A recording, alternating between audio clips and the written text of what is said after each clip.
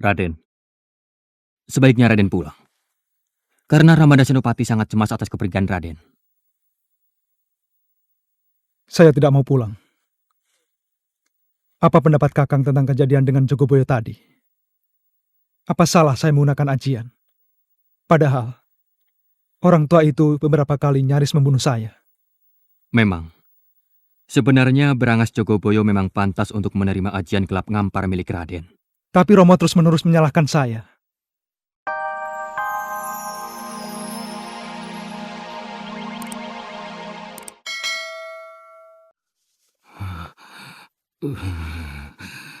Sebenarnya, anakmu itu ya tidak seluruhnya salah, Ger. Kamu tahu,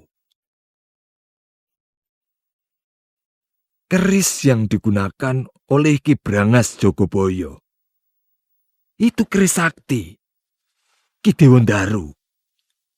Artinya, baik Ki Brangas Jogoboyo maupun Adipati Tuban itu memang sengaja mau membunuh anakmu, Ger. Apapun alasannya, hasilnya tetap sama. Adipati Tuban akan mempengaruhi Ramanda Sultan bahwa kita memang mempersiapkan kekuatan.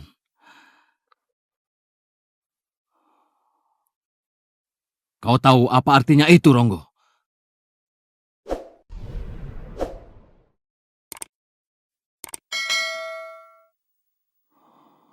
Goblok! Itu semua akan merugikan kerja Ramandamu. Pajang akan menjadi kian siap dan akan mengawasi semua kegiatan kita. Mengerti kamu? Hamba tidak mengerti semua itu. Hamba kira Romo dan Eyang Juru tahu bahwa ternyata Ki Jogoboyo cukup sakti. Kemudian pukulan gelap ngampar hamba berhasil dia balikkan tenaganya. Hambalah yang akan tewas. Semua itu hamba lakukan untuk harga diri dan kehormatan Mataram, Romo. Jadi kamu tidak menyesali perbuatanmu, kan? Sombong. Ronggo, mau kemana? Ronggo!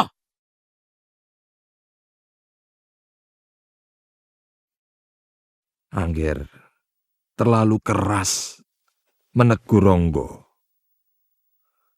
Anak muda mana yang tidak jumowo kalau memiliki kedikdayaan yang tinggi seperti dia? Apalagi dia itu kan umurnya baru beberapa belas tahun.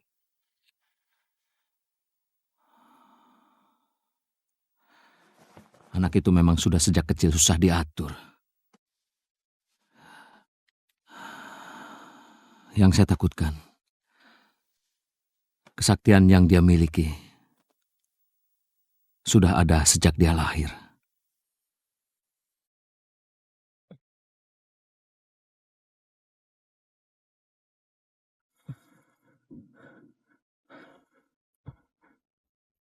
Kenapa saya yang disalahkan?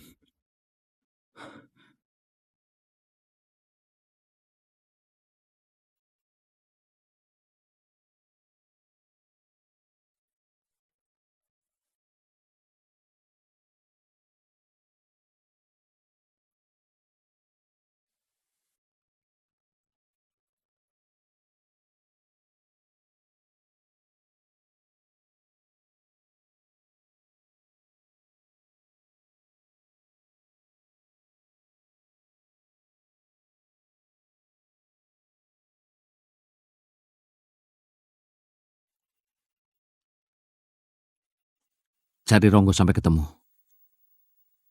Bawa dia pulang. Kalau perlu, paksa dia. Baik, Gusti.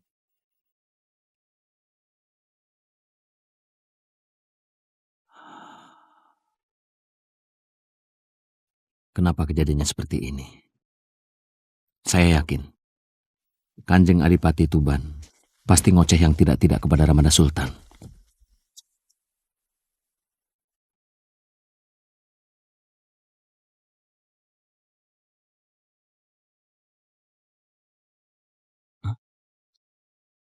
Dia pasti di sana. Ayo.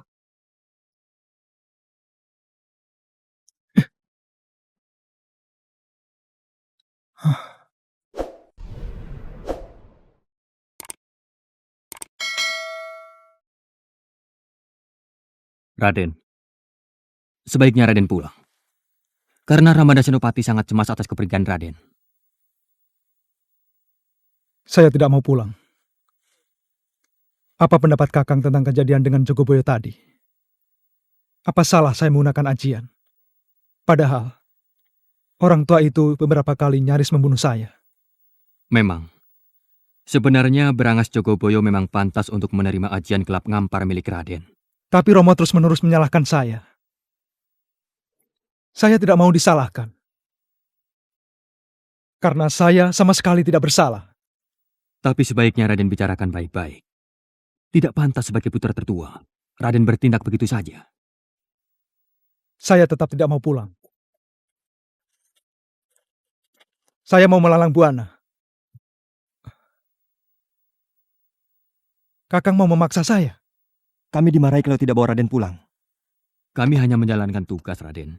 Sebaiknya Raden harus menemui Kanjeng Romo, kalaupun Raden ingin melanglang jagat.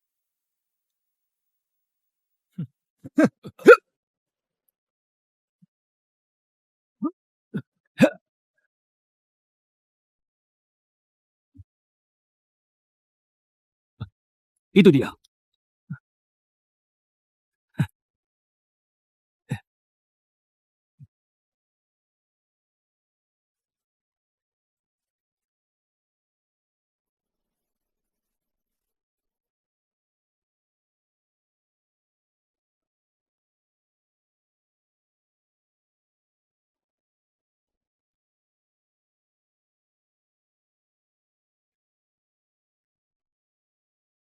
Bagaimana? Apa kita kejar terus sampai ketemu, Kakang? Sebaiknya kita lapor dulu kepada Gusti Senopati dan Ki Juru Mertani. Kalau mereka menyuruh untuk mencari Raden Rongo sampai ketemu, kita cari lagi ke sana.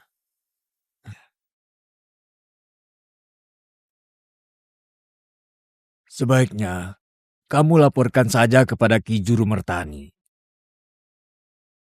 Beliau itu lebih bijak dan arif dalam menyelesaikan masalah. Baik, Paman.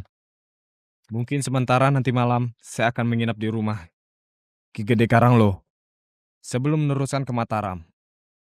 Meski sebenarnya saya semakin bingung dengan nasib Kademan Banyu Hurip. Pikirkan masa akan datang.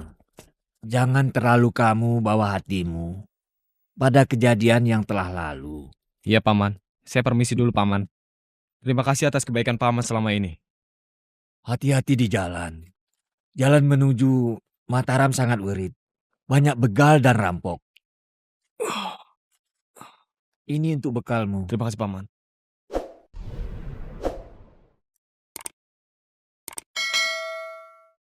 Pokoknya aku akan melaporkan apa adanya. Termasuk bagaimana Senopati seperti sengaja melecehkan orang-orang Tuban. Melecehkan aku. Saya kira tidak begitu, Dimas. Saya kenal benar siapa Senopati. Dia tidak mau mempermalukan orang. Apalagi orang itu adalah Adipati Tuban. Barangkali itu dulu, waktu masih ngawulo di Pajang. Jadi menurut Dimas, Senopati sudah berubah sekarang. Semuanya bisa berubah. Kalau keadaan berubah. Dan rupanya putra Kakang Pemanahan itu sudah merasa besar.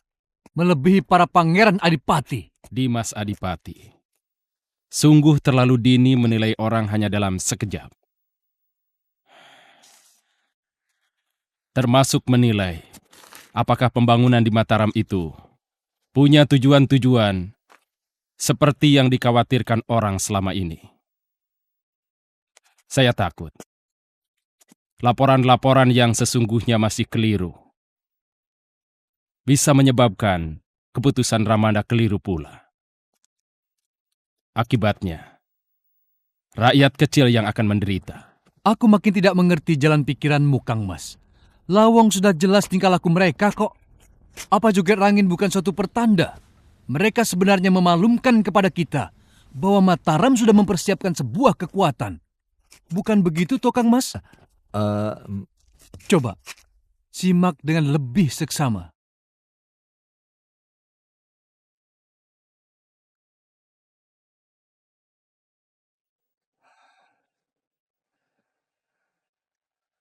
Terus terang, apa yang kusampaikan kepada semua bawahanku sangat bertentangan dengan naluri batinku. Semua yang kukatakan sebenarnya hanya untuk pelipur hatiku yang takut, sangat takut. Ampun Paduka, maafkan hamba yang bodoh ini.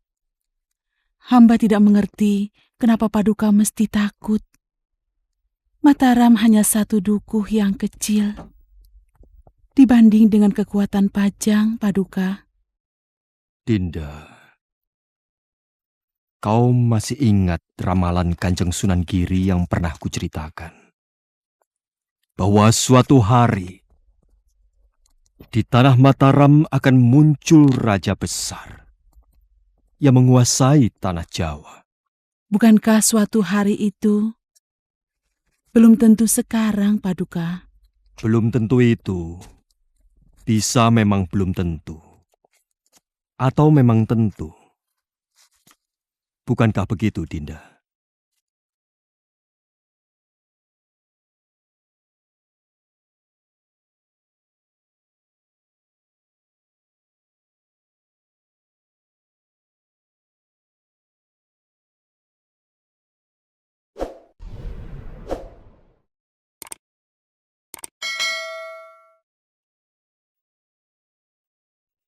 Lihat istana kita itu. Mata batinku merasakan bangunan-bangunan yang megah tidak lagi memiliki jiwa. Gesah. Tinggal onggokan kayu dan batu bata yang gersang wibawa. Biasanya tidak seperti ini. Aku selalu merasakan adanya getaran yang timbul karena wahyu keraton. Duh, Paduka.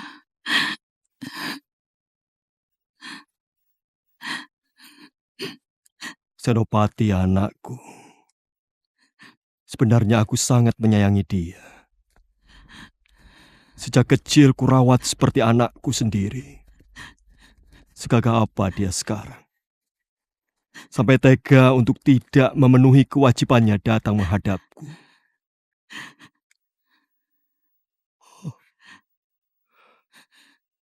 Ya Allah. Haruskah aku berhadapan pedang dengan putraku sendiri? Dia sudah sangat melecehkan kekuasaanku. Sebenarnya saya merasa berdosa pada Ramanda Sultan. Tapi saya belum mendapat firasat untuk menghadap ke Pajang. Makin lama makin malu saya untuk menghadap. Tidak enak. Pakai Wu. Yang saya takutkan, Adipati Tuban akan menghasut Kanjeng Sultan dengan memburuk-burukkan diri Mungger. Bisa saja dia membesar-besarkan persoalan ini. Sebagai raja yang bijak, Ramanda Sultan tidak akan mudah terpengaruh oleh omongan satu pihak. Beliau akan memperhitungkan segala sesuatunya dengan lebih cermat. Saya yakin Adi Benowo akan lebih sehat dalam menilai Mataram. Tapi kalaupun terpaksa, harus terjadi. Misalnya Pajang menyerang tanah Mataram. Kita harus mempertahankan tanah Mataram sampai titik darah penghabisan. Ini amanat ayahanda. Jangan sampai hal buruk itu terjadi, Nger. Itu tidak baik. Harus ada jalan untuk menghindari cara-cara kekerasan seperti itu. Bukan adat orang Selo membalas susu dengan tuba. Jangan terlalu merendahkan diri kita, Uwa.